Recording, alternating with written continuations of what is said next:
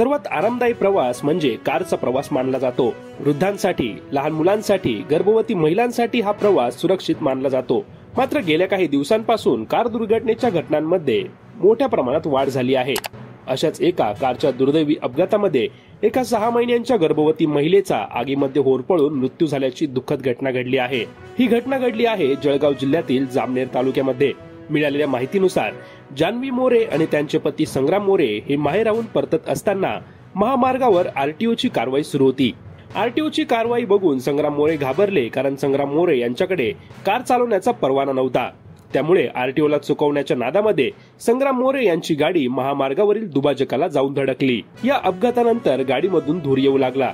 घटना घडल्यानंतर महामार्गाच्या बाजूला असलेल्या लोकांनी तसंच पोलिसांनी देखील घटनास्थळी धाव घेतली। या लोकांनी गाडीची काच फोडून संग्राम मोरे यांना बाहेर काढले, परंतु गाडीच्या आतमध्ये खूप धूर झाल्याने लोकांना संग्राम मोरे यांच्यासोबत असलेल्या त्यांच्या 6 महिन्यांच्या गर्भवती पत्नी दिसल्या नाहीत। काहीच वेळाने धुराने भरलेल्या गाडीने पेट घेतला आणि गाडीमध्येच अडकलेल्या जान्हवी मोरे यांचा होरपळून मृत्यू झाला। संग्राम मोरे यांच्या डोळ्यांदेखत त्यांच्या गर्भवती पत्नीचा आगीमध्ये होरपळून मृत्यू झाला। हे दृश्य अतिशय वेदनादायक होतं।